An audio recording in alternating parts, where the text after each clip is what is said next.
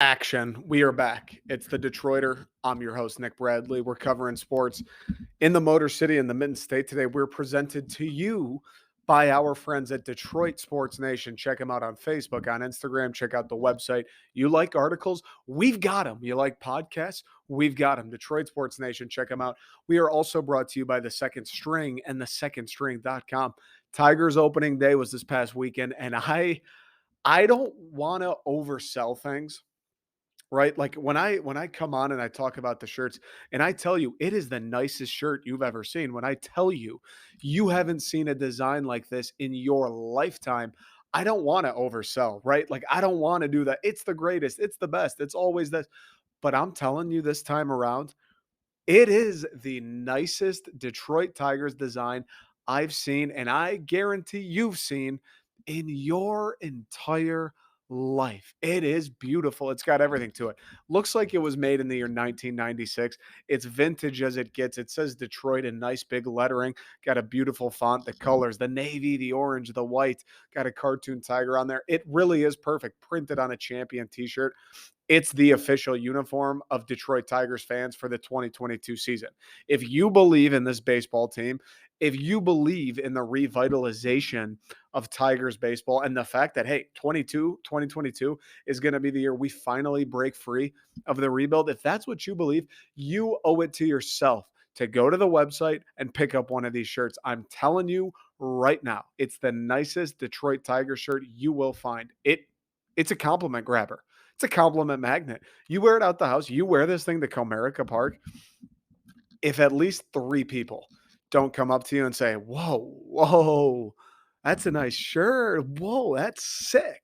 Hey, where'd you get that? If you don't get at least three of those in your first wear to Comerica Park, you can get your money back guaranteed. Now, that's not actually true, but I do promise you, if you wear this thing out, and it may not even need to be Comerica, you could just wear this thing pretty much anywhere, to the farmer's market, go get your car washed in it. I don't know, take it to the gym, whatever you want to do with it. I don't care. It's your shirt. But I promise you this, you will receive compliments. People will be asking, whoa, where did you get that? Hey, that's a nice shirt. I promise you. It's true for everything in the store. And this Tiger shirt might be the finest example of that yet. So check that out, thesecondstring.com. It is going to be the rallying cry. It will be the wave, the flag of the 2022 Detroit Tigers, of the Detroit Tigers returning to the postseason. So don't miss out. I don't want anybody to miss out. I don't want anyone to show up to Comerica in a 4-year-old t-shirt looking like an absolute schlub, getting made fun of in those by his girlfriend in her group chat with her friends. I don't want that for you. Right? I don't want pictures of you to circulate your high school because, like, oh, look at how old and crusty this kid's Tiger shirt is. I want you to be looking flyer than a muff. You know what I'm saying? I want you to be looking like Mother Lover Jones in this piece. Thesecondstring.com. Big episode today. Good episode. Exciting episode. Like, I'm pretty juiced up to be here, to be honest with you. There is some good stuff. The Pistons season came to an end Sunday night, I believe, Saturday night, maybe. I can't even remember. One of the nights, very recently, this weekend, it came to an end. The Red Wings were slowly getting there by the end of April. They'll be all done. Obviously, Lions were working towards the draft now at the end of the month. And the Detroit Tigers just started their 2022 campaign with a come from behind miraculous win. Thanks to Javy Baez, thanks to the crowd in Detroit for sticking with him, and thanks to Eric Haas just with a ding ding, just drop the barrel of the head on it, buddy. It's fun watching baseball. It's fun watching baseball. Say what you will. Say what you will about the games dying. The games are too long. They need to do this, that, or the other thing to get the younger generations interested. Whatever, dude. Say whatever you want. It is fun to watch winning baseball. It is fun to go out and watch your team have good players. It's fun to play a team like the Chicago White Sox, which, granted, they did take 2 or 3 from us in the series, but it is fun to go play the Chicago White Sox and feel like you have a chance to win those games. That's a great feeling. I enjoy turning on the Detroit Tigers Sunday. I'm on Pacific time, Sunday at 10 a.m. Tariq Skubal's on the mound. It didn't go well at all, but I like that feeling when first pitch rolls around. I look our lineup up and down. I'm like, these guys could put a couple things together. Tarek Skubal, I know the White Sox bang. This dude could do a little bit of work. I love the feeling of watching Tigers baseball with the thought, like, yeah, why wouldn't we beat these guys? They beat Boston tonight. Another beautiful come from, well, wasn't come from behind, but last second, bottom of the eighth, Javi Baez with an absolute rocket to left field. He just keeps making big moments in Detroit, right? He keeps delivering. He keeps living up to the nickname El Mago. I love winning baseball. And it's only 4 games, right? Like we've got a long ass way to go. A long way to go. But I will say this, through 4 games, I think we can say one thing about this Tigers team. There will be ups and downs. They'll go on, they'll go on losing streaks. They'll play a bad month of baseball. They'll go on winning streaks. They'll play a great month of baseball. Guys will struggle, guys will, succeed heavily. That's the way baseball works. But I do know one thing. I don't know what's going to happen to everyone. I don't know who's going to play well, who won't. I do know this baseball team is going to be fun to watch. This baseball team is going to scratch and claw their way into every single game that they can. This team will never say die. This team will never count them out. When you've got Miguel Cabrera, you got Spencer Torkelson, you got Javier Baez. When you have some of these guys, Austin Meadows, that can fucking play ball, that can rake, Eric Haas, Jonathan Scope, they can put bat on ball. You are never going to be out of this a game. And then you mix in the fact that AJ Hinch doesn't give a fuck who you are. He knows that they're always in the game. You mix those two ingredients together, you are going to have a nice baseball team. You're going to have a competitive baseball team, an interesting, exciting baseball team, a team worth watching 162 times this season. Sure, they've already gotten a stinker out of the way. They lost 10-1 to Chicago on Sunday. That was fucking pathetic. No doubt about it. That was embarrassing. That was a terrible game to watch. Scooble was bad. The rest of the team was worse, and they have struggled to hit the ball, right? Like they didn't really come alive in that first game against Chicago until the very end, thanks to Eric Haas. Saturday, they struggled to score. Sunday, they struggled to score. And even tonight, Monday, they struggled to score against Boston. They only had 1 run until the 8th where Javi homered to left. That's not the best sign in the world, right? Like you'd like to come out the gates just pumping whoever you're seeing on the mound. Giolito, Dylan Cease, they saw some studs for Chicago. Got back to the 4th pitcher here, Michael Wacha for Boston tonight. He still pitched pretty well though. I think he only gave up 1 earned. Pretty good performance. And yeah, don't get me wrong, 3 runs. That's not, he didn't shell anybody. If you scored 3 runs, you scored enough to win because Matt Manning was absolutely electric. So the bats, let's get those warmed up a little bit, but this team will be fun. The defense right away. The defense is so much better than anything we've seen since the Tigers last were competing for postseason appearances.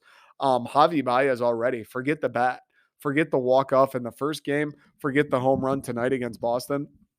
Javi Baez in the field has already shown you exactly why it was imperative that the Detroit Tigers go out and get somebody like him. Right off the top of my head, routine plays aside, I can already think of 2 for sure, 3 like star web jam wow type plays. Not every shortstop in the league is making that play, saving you an out type plays, El Mago type plays. The reason you go get Javi Baez type plays. They've played 4 games. He's done something like that already 2 or 3 times. And then you throw in the fact that he walks you off against Chicago in the first game. And then you throw in the fact he's delivering the 2-run missile to go ahead of Boston tonight. Javi Baez, how could you complain? How could you be anything less than satisfied with what this young man has done in the Old English D? I know there were people, and there still are, that doubted him. The naysayers, and in anything in life, dude. Javi Baez could be hitting 450 with 500 home runs. There would be people, oh, I don't like the flash. I don't like the bat flips. There will always be haters about anything in the world. You could cook the world's greatest fucking chocolate cake. Someone will come back to you and tell you it's not sweet enough. And the next person will tell you that it's too sweet. Just the way the world works. And I'm aware Javi's got his detractors, but as of right now, again, only 4 games in, you can't tell me this isn't exactly what the Detroit Tigers envisioned when they went out and got him. He's making plays in the field that not only, are recording outs, energize the crowd. I'd imagine they kind of gas up the team when Javy Baez ranges to his left, dives, and throws one over to his from his knees. I'd imagine the guys in the field are like, let's fucking go, Javy. Like there's a little pep in the step after a play like that. Not to mention, this guy's hit it to the warning track like 3 times already. One off the wall against Chicago to win the game for Detroit. And then a couple nights later is deep in the seats in left to win in Boston or to win against Boston. This is exactly why you went and got Javy Baez. If you had gone and gotten Carlos Correa, you'd be hoping he's doing the same exact shit Javy's doing. You would hope Carlos Correa would deliver to the level Javy has so far. That'd be an ideal scenario. Yeah, he strikes out a lot. Oh, he takes bad swings sometimes. Okay, guess what? It's baseball. Everyone's going to strike out. Miguel Cabrera in his prime, sometimes struck out. Everyone is going to strike out. Everyone is going to have bad days. Everyone's going to have bad stretches. It's fucking baseball. Javy Baez is going to put his heart and his ass on the line for the Tigers every single night he takes the field. He's going to be solid defensively. He's going to take some hacks that look like he's trying to put the ball inside a Ford Field. And guess what? Some of the time he's going to look terrible doing it. And other times he's going to connect and that ball's going to go into orbit and Comerica Park's going to erupt. And everybody on Tigers Twitter and in the fan base and in the stadium that day is going to look around and go, wow, I'm so happy we have this guy. That's part of the deal. I said last week's episode, ideally the Tigers compete for a playoff spot, right? They make the playoffs and then we'll see what happens then. Ideally, they finish above 500 and they're winning games and keeping it interesting and in a race until the 162nd is played. But all I truly want, all I really, really am looking forward to with the Tigers this year, all I really hope for out of the Tigers this year is a team that fires me up when I watch them, a team that keeps me wanting more after tonight, after the performance Matt Manning put out, after the performance Javy Baez just delivered. I want to watch the Tigers again tomorrow. I'm fucking excited for the Tigers to play against Boston one more time tomorrow. I'm excited for them to win their first series of the year. Keep me wanting more. Give me a reason to tune in each night. Make me believe you can win every night. That's all I want. Maybe you're not going to win every night, obviously. You may not even win enough to make the playoffs. It is what it is. Keep me intrigued until the end. Play hard, be competitive, keep the energy up, right? You have guys now. You have Javy Baez, you have Austin Meadows, you have Tucker Barnhart, and then you throw in Torkelson, and once he figures out to all the other guys that they have from last year, you have some pieces that are capable of winning you some games. Go out and do it. Go out and execute. I have to believe guys like Miguel Cabrera, Jonathan Scope, Jamer are sick and tired of losing. They got to be sick and tired of opposing teams strolling into Comerica going, oh, we're going to beat the hell out of the Tigers 2 out of 3 and be on our merry way. They have to be sick and tired. And most of those guys outside of Miguel Cabrera don't really have any idea what it's like to play baseball for the Detroit Tigers when that team is successful. They don't really even have an idea of what it's like to be on a Detroit Tigers baseball team that's just okay. All they know is playing baseball for the Detroit Tigers when the sole objective for each season is pretty much just to start and finish it, get a number 1 pick, and move on to the next season. They now have the reinforcements. They now have the beef to do some things, to win some games. I'm not saying they have the beef to beat the Chicago White Sox in the Central because guess what? It's one of the best teams in baseball. They are like a World Series contender. They shouldn't.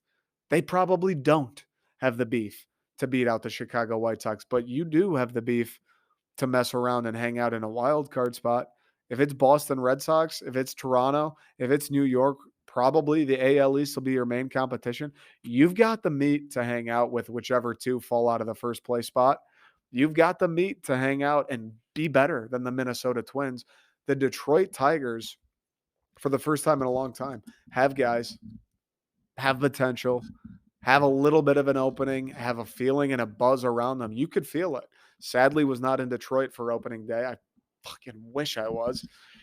But you can feel it. Tigers Twitter, the Tigers fan base, you can feel that people know we got a little bit of something with this team. I don't think it's, the same pressure as those 2012, 2013, 2014 teams, but you can tell the fans know there's something new here. There's something a little bit special here. We got AJ Hinch. We've got these new guys. We've got the young guys coming back from last year, right? The rotation hopefully is all going to take a step forward.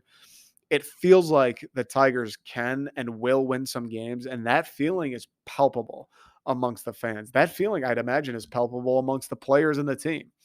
I just want to go out and see them execute that. Execute that. Don't try to, you don't need to be anything that you're not. You don't need to be world beaters. You don't need to beat Chicago. You don't need to be, in the ALCS this year. That'd be great. You just need to be competitive. You need to play hard. You need to give fans a reason to watch every night, and that's what they've done. Sunday was brutal. Outside of Sunday, it's been awesome. I can't get over Javi. I really can't get over him. I mean, like when we got him, this guy's deal. He's electric in the field. He's electric at the plate. Yeah, he has some things that people don't like. He strikes out a lot. He takes these absurd cuts, and when it's an off-speed pitch, he screws himself into the ground. But then he does things like he did tonight. He wins you a game. He does things like he did on opening day, Friday. He wins you a game. And like I said, there's already been like one or two others where he's smacked the baseball to the warning track. Unfortunately for him, it's 40 degrees in Detroit, and that ball is not traveling as far as it should be. But he's already, induced a few jolts into that Comerica Park crowd, which, if nothing else, that's why you bring a guy like Javi to your baseball team to make it live, to make it electric, to give fans something to cheer about. And even if there are those games like they played against Chicago where you're going to lose 10-1 or you're going to lose 7-2 or whatever, where it's not that close, you never really mount that comeback. At the plate, you never quite get it done. Javi will still provide moments in games like that and many more that get you out of your seat, that make you say, you know what, the game sucked. We lost by a lot, but hey, Javi made me glad to tune in. And I love it.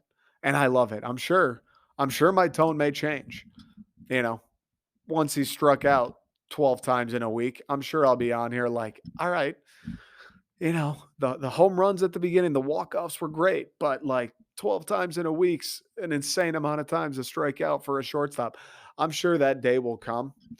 But for right now, this guy has been everything as advertised and more. He's been a fan's purest joy.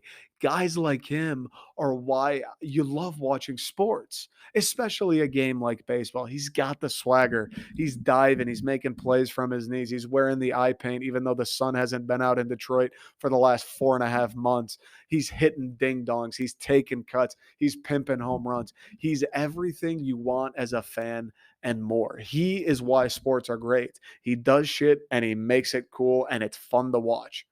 That's it. That's really the culmination of why sports are fun. Yeah, winning's great, and they've won 2 out of the 4, and hopefully they continue to win some more. But outside of winning, which isn't just one man's control, outside of winning, which isn't really the end all be all for this team this year, he is everything you could want as a baseball fan, and it's been incredible. Austin Meadows, another big game today for him, setting the table for Javi there in the 8th. Another huge acquisition for the Tigers panning out. I'm excited to see Eduardo Rodriguez make another start. He kind of was shaky on opening day, but I think he will do really good things for the Tigs. I think it's going to be nice. Obviously, Mize, Manning, right-handed guys. It's going to be nice to have another lefty in the rotation. It's going to be nice to have a guy who's experienced, who isn't just like a young dude trying to find his footing. Because you look at the rest of the rotation, and it's all guys who are, Casey Mize games wise, because remember, his rookie year was the 60-game season. Casey Mize games wise is still in year 2. Tariq Skubal games wise, year 2. Matt Manning might even year 2 games wise. Like all these dudes pitching for the Detroit Tigers, all the big names, these guys that hopefully fill out the top of the rotation, they're all still like pretty fucking new. They're all still just kind of figuring out like what it takes to pitch against a big league lineup, especially a lineup like the Chicago White Sox, which they're going to see 25 more times or whatever it is. It's nice to have a guy like Eduardo Rodriguez who's been around the block, who is a proven solid player, another lefty, another guy who's played in great baseball cities like Boston. You would think understands the culture of not only winning, but just good baseball city culture, good baseball franchise culture, because that's one of the things that I think it's been crucial. AJ Hinch bringing back is just the culture of Detroit Tiger baseball. Kind of got lost there for a few years, 2015 to 2020. Like playing for the Detroit Tigers, playing at Comerica didn't mean a whole lot, and that should never be the case. That should never be the case. Detroit is a unbelievable baseball city. The Tigers are a historic franchise, right? A franchise that maybe they're not the Yankees or the Dodgers or even the Red Sox or the Cubs. The Detroit Tigers are a franchise that should compete every single year. They should have one of the higher payrolls in baseball every single year. They should have once the temperature gets above like 40, they should have a pretty filled park every night of the week. Detroit is a wonderful place to play baseball. And I'm glad another guy like Eduardo Rodriguez can kind of come help those young dudes along and obviously do his part to help the Tigers win games right now. We talked a little Javi, talked a little Meadows, talked a little Eduardo. The Mize start was, I don't know, dude. I mean, the Skubal start too. They were both bad. I guess the Mize start wasn't terrible. What do you give up? 2 or 3 runs in 5 or 6? It's not terrible, but like Casey Mize, 1-1 pick. I'm expecting a lights out, suck on this. You're not touching that ball with your bat all freaking day. That's kind of what I want to see from Casey Mize. I want to see that wipeout splitter that has guys seeing double. I want Tarek Skubal to blow guys away with that 97 from the left side. I want that hammer slider on the corner from Skubal. Like both of these guys, you see them when they're on and when they're pitching well and when they're locating, and Mize when that splitter's working, Skubal when he's pinpointing the fastball, you see what these dudes can do. And it's like, wait, they're both gonna be elite when they're playing well. You're sitting there like these guys are nasty. They're gonna be the top of the rotation for us for the next 10. They're gonna be nasty. And then they turn in performances like this weekend. Skubal gets hit around for 5. Mize gets hit around for 3. Just kind of sloppy, missing spots, getting behind in counts. And it's like, ah, ah, that's what, but not in a good way. That's what it's like. I don't understand it. I really don't. Like the potential is so there with both of them. And we've seen them at times crack the case, and they've struggled here and there as well. But like, dude, at some point, and I know, like I just said, they're still young. They're still in year 2 of games played, their 3rd year on the team. But as far as games go, year 2. But I don't know. Maybe it's just me being impatient. Maybe I'm expecting too much. Maybe I'm overstimulating, the development process of starting pitchers in Major League Baseball. But like, it feels like pretty soon here, Mize and Skubal should turn into guys where every time they pitch, they're going to turn in a good outing. Like that doesn't feel like it should be so far off in the distance. And then starts like this weekend happen. And it's like, I don't know. I guess we're still just figuring it out. I guess it's still like a flip of the coin. Maybe they'll be electric and unhittable. Maybe they'll give up 4 runs in 5 innings. Maybe. I don't know. Like it's so back and forth with these guys. And the potential, like Tarek Skubal could be so unhittable. He could be so filthy, but then he just goes out, and the White Sox are sick. And he goes out and he misses spots and he leaves pitches in the zone, the off speed pitches specifically, gets banged around. And it's like, dude, what? I,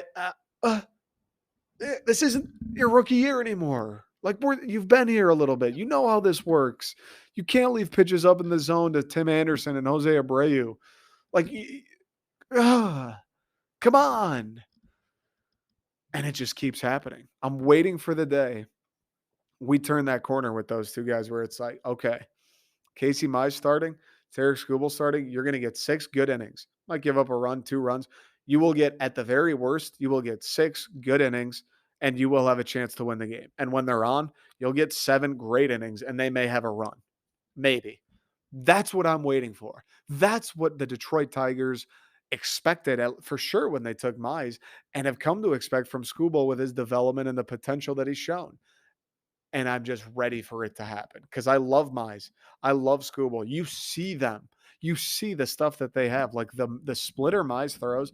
I honest to God don't understand how anybody's ever hit it, to be totally frank. Scooble is so live with the fastball from the left side.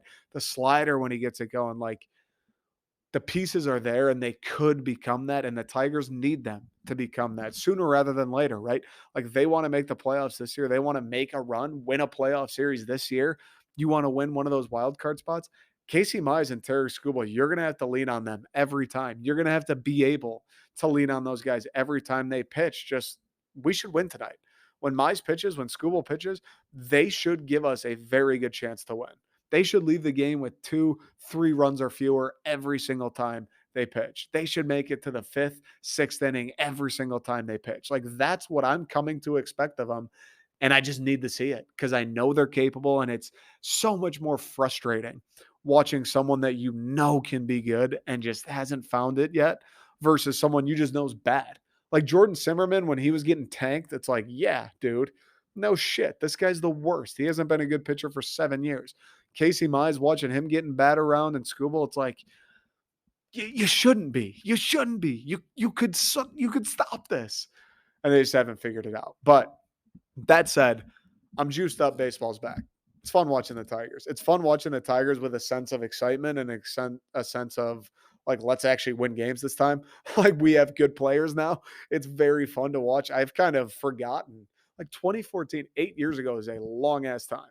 I've almost forgotten what it's like to watch Detroit play baseball and be like, wait, we have good players now. Like when most of our lineup, I'm kind of like these. Yeah, this guy's good. This guy's good. This guy. Wait, our 6 hitter is good. Our 7 hitter is a like. I have faith in our 7 hitter.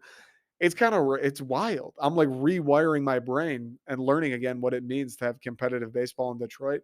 So I'm glad it's back. I'm excited to watch Torque, even though he struggled a little bit. He'll figure it out. Just get the first one out of the way and he'll figure it out. Listen, when that guy was taken, there were baseball analysts saying he could hit cleanup for the Tigers that day. This dude is going to be a stud. He's going to hit 300. He's going to hit 30 home runs. Maybe not this year, but he will reach that level. He will be an all-star. He's going to be a stud in the Old English D. It's been 3 games. I went on live today on TikTok, people going, what's wrong with Torque? Are we worried about Torque? I'm sitting there, guys. This dude's played 3 games. He drew a couple walks. He struck out, and in that bat, he didn't swing, in which 1 out of the 5 pitches he saw was a strike. What? He's gonna be a stud. He's gonna be a stud. Like fucking relax. It's been 3 out of 162. He's 20 years old, 21 years old. He's gonna be a stud. I'm excited to see him progress. I can't wait for Riley Green to come back. I'm excited for Badu to get going. He hasn't quite caught it just yet, but these guys will. And you've seen, the Tigers have struggled to score in these first 4. It's kind of a miracle that they're 2-2 because of the fact that nobody's really hit the ball well. But Dude's going to find it. Torkelson's going to find it. Javi is going to keep this going. Jonathan Scope's going to find it. Like these dudes that can hit the baseball will start to hit the baseball. And that, you pair that with Casey Mize and Scooble and Matt Manning, who was awesome tonight, and Eduardo Rodriguez, all of a sudden, you are at the very least, you are in a lot of ball games with a chance to win them. All right, quick break. We'll come back. We'll talk about the Pistons season wrapping up. And then maybe touch a little bit on the draft prospects. Obviously, NBA draft is until the summertime, but I don't know. Jabari, Chet, Paolo, Ivy. I don't know. We'll talk a little bit about it. Quick break. Pistons season came to a screeching halt last night. They lose to the Sixers in beautiful fashion, in perfect fashion, in tanking fashion, to secure or tie odds for the highest chance at the number 1 pick in this year's draft. I kind of have mixed feelings about this, to be honest. I do think it's good. I think the NBA, more than any other league, like there is no worse place to be than an NBA team that's between like the 8 seed and the 12 seed. Either be the worst or be kind of good. That's it. And you could say, to a point, like, oh, then what's the point of being the 6 seed or even the 5 seed or even the 4, right? Like you could make that argument, but those teams are different. If you're a 6 seed, if you're a 5 seed, you're a 4 seed, you probably have some guys, like you probably have 2 at least very, very good basketball players. Not only that, you probably have a chance to win a playoff series. You probably have some faith in your team. You'll probably win at least a game or two in a series, even if you lose. When you're on the fringe, which the Pistons have been for the last 12 years, before Cade, we were the fucking invented just sneaking into the playoffs for no reason. We invented being the 10 seed for literally no reason. We invented shit like trading for Blake Griffin for no reason other than, oh, Tom Gores wants to sell tickets and sell beer. So let's, the next 5 years of basketball are going to be useless, but great. He sold 400 more jerseys tonight. Sweet. Still infuriates me to think about just the entire decade. Think about that. The entire decade of the 2010s was just waste for the Detroit. Waste. No actual effort to make your team a championship contender. The only effort there was to improve the team was only a byproduct of improving jersey sales, improving ticket sales. Think about that. That's pathetic. A decade. That the only moves that were ever made were, all right, well, people would probably buy a Blake Griffin jersey, right? People might buy a Brandon Jennings jersey, right? That's it. Every move revolved around. You think we'd sell more tickets? Makes me sick to my stomach. For the first time, the Pistons are building something the right way. They're building something that, knock on wood, seems knock on wood, seems like it'll be legit. Seems like it could possibly be the foundation of a future that has some sort of success. What that success is, what level that is, who knows?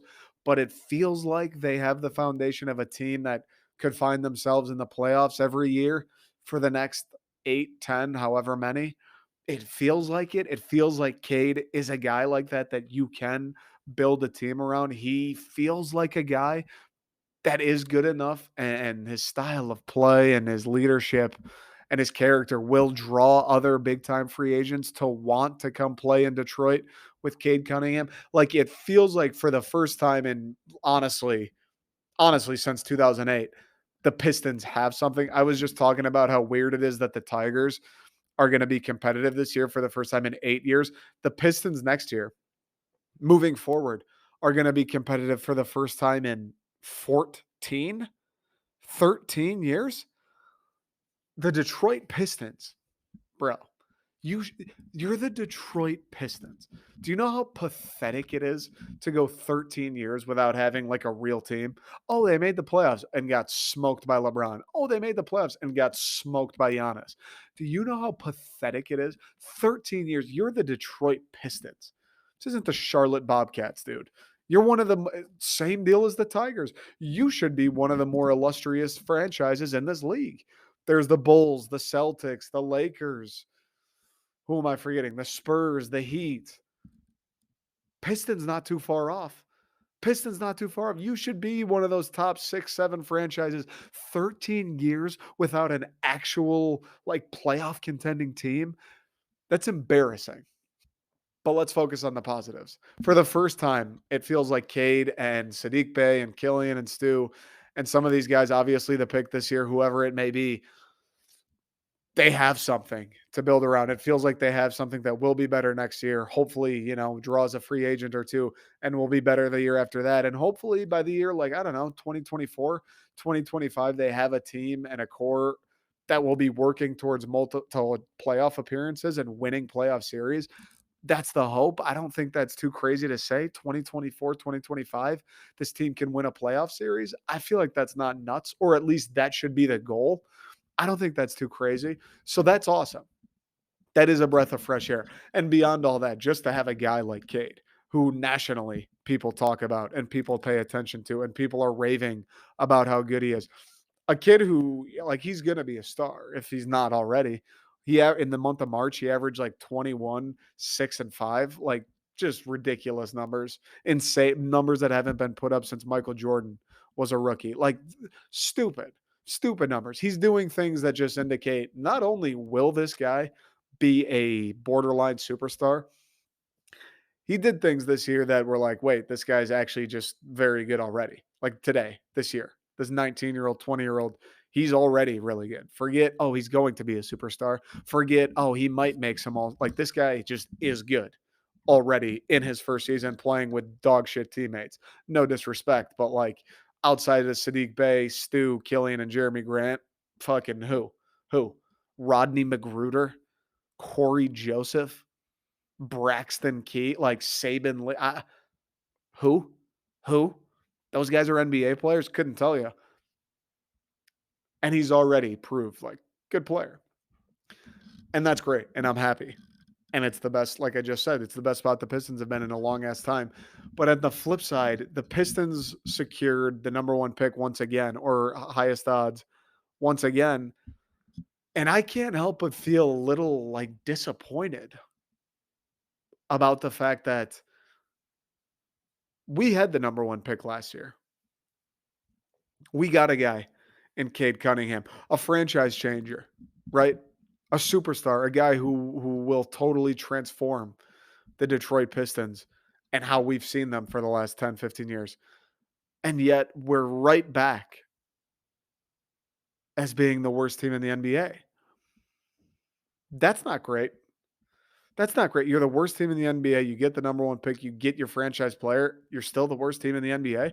Sadiq has another year to get better. Killian has another year. Stu has another year. Jeremy Grant, not that, he's necessarily a young player that would still be progressing that much. And I know Grant missed a lot of the year. I know Cade missed the beginning of the year. I understand it. I know Sadiq took a little while to get going. I get it. But still, like that's not a little bit kind of disappointing to people. And I agree. I agree. I'm sure there's people yelling at the TV right now. Oh, it's good. This tank was good. We need another superstar. We need another top 5 pick to go alongside Cade. I understand. I agree. It's great that the Pistons may get another number one pick. Well, they won't get the number one pick. It's great that the Pistons hopefully will get a top 3, top 4 pick. That's awesome. I think they're guaranteed a top 6 or 7 pick. That's great. That's great. Hopefully they can get another very talented player, someone that can play with Cade Cunningham, hopefully someone whose play style complements Cade Cunningham, hopefully someone whose character and attitude will fit this culture of restoring Detroit basketball, right? When I think of the culture of the Pistons and this team, I think of people that are hardworking, um, unselfish guys like Cade, B. Stu, Killian. I don't think of those guys as like, oh, it's my turn. Oh, I want to shoot. I need the ball more. I don't think of any of that shit. I think of guys who don't care about who scores, don't care about what happens. They just want to win.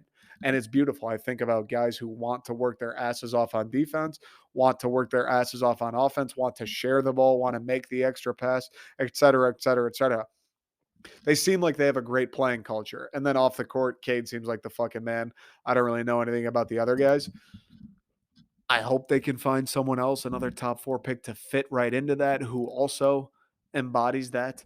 That is great. And that is what the Pistons need. Ultimately, that is the ideal situation for the Pistons. I mean, look at Philly.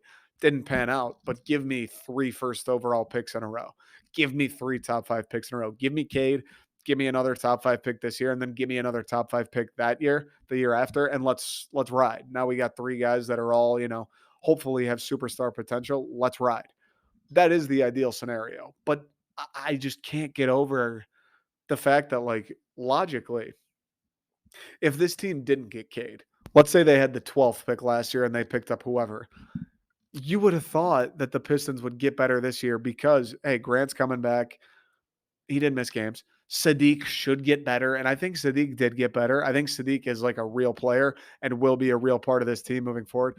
Killian, you would think would get better. He started to play a little better down the stretch. Stu, you would think takes another leap. Like the team from last year without Cade, I would expect at least to get better and improve. And then you add Cade Cunningham and they're still the worst team in the NBA. That's like that's a little disappointing, right? Like you would expect this team to at least make a little progress in the standings. Not that the standings mean a ton because they were never going to make the playoffs and they were never going to win a playoff series and they were never going to win a championship or anything like that, right? The goals were never that high.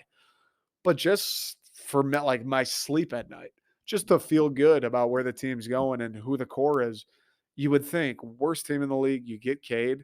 All the young guys go from rookies to sophomores, and you bring in Cade, and you're still the worst team. Like, that's kind of disappointing. That is kind of disappointing.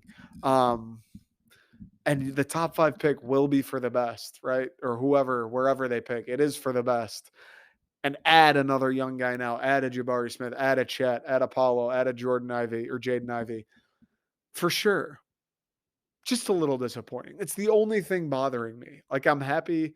I'm happy they got the pick, but it's the only thing kind of nagging at me. Like, I feel like when they got Cade this year, I expected them to not be the worst team in the NBA anymore.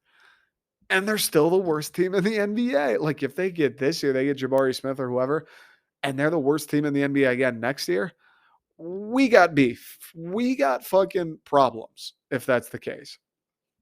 I don't think it will be because I think Cade is going to be a menace next year. I think Sadiq will get even better next year. Hopefully, Killian gets a little better.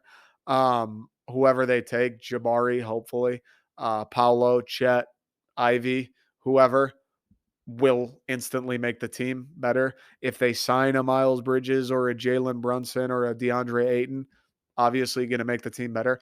I think the Pistons next year, similar to what I said about the Tigers, I think the Pistons next year, the competitive window begins. I think this year was kind of a write off. This year was probably somewhat of a, let's get another high pick. B, let's just see what Cade's got.